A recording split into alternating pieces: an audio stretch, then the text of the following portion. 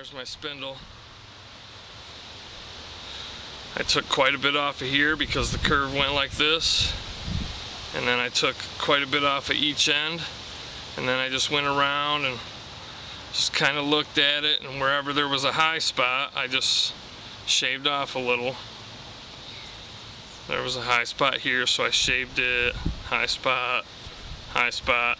Only thing you don't want to do with the spindle is make it nice and smooth and round, because your string will slip. You almost want it to be somewhat squared off in the middle. You don't want a lot of really rough edges because that'll wear your string out, but you don't want it to be perfectly smooth.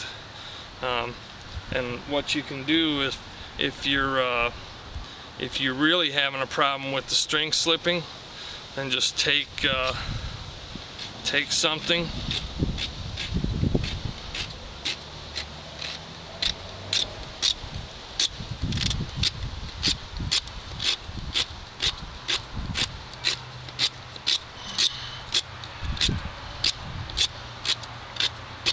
and I rough it up and make sort of like some spiral it ends up being sort of a spiral groove all the way around, and that'll allow your string to follow this easier because it's a spiral, and being rough, your string will grip it better, hopefully. That's pretty much that. I'm just gonna go ahead and trim up my ends now.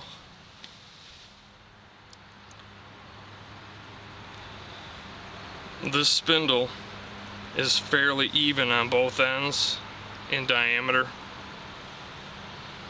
but I do notice that there's a knot right here, and I don't see any knots on this end, so this is going to be the end that is knot free that goes into my fireboard.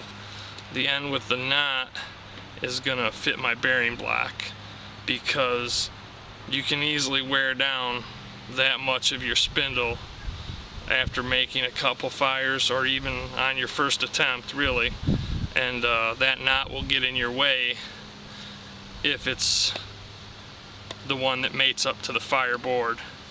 But if it's the one that mates up to the bearing block, it shouldn't be an issue. Otherwise, if this was knot free, I'd just pick an end and go with it.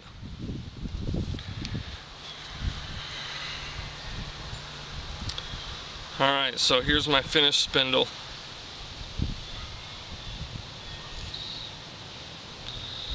It's actually about 1 inch longer than that. I'd like to have it a couple inches longer than that, really.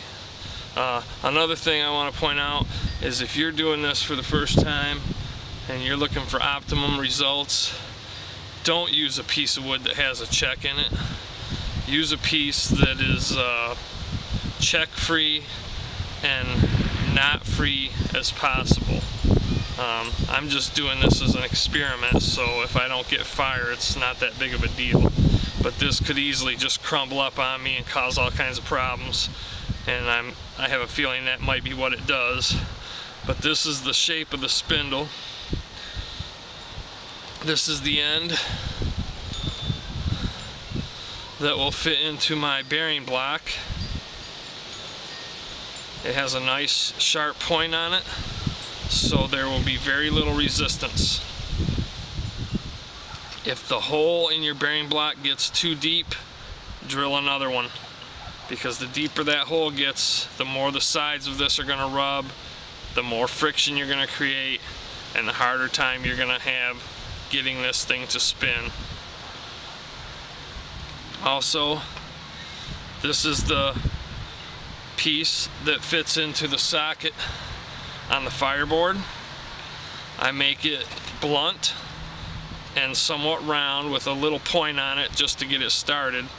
But the other thing I do is I narrow this end down. I mean, you can see this end is fat, it's fat in the middle, and the end that goes into the fireboard is much, much narrower. It's less than the thickness of my thumb, and this is greater than the thickness of my thumb. The reason I do that is basic mechanics. This is going to spin faster than this, because this is smaller diameter. It's just like the sprocket on a bicycle. The part that you pedal has a really big sprocket. The part that the wheel is attached to has a very small sprocket. You pedal slowly and the wheel spins very fast. That's just basic mechanics. So if you're having a problem, if you're getting a lot of smoke but you're not getting that ember, rather than break your back trying to run that bow as fast as you can, just go ahead and narrow down the diameter of the part of the spindle that goes into the bearing block, and you'll be surprised how much easier it is to make this work, even with woods that are marginal. But I've got my components. I got my fireboard, I got my spindle, I have a piece of wood to stick underneath to catch my ember,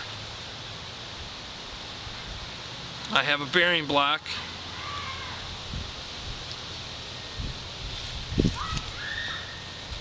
and I have my bow.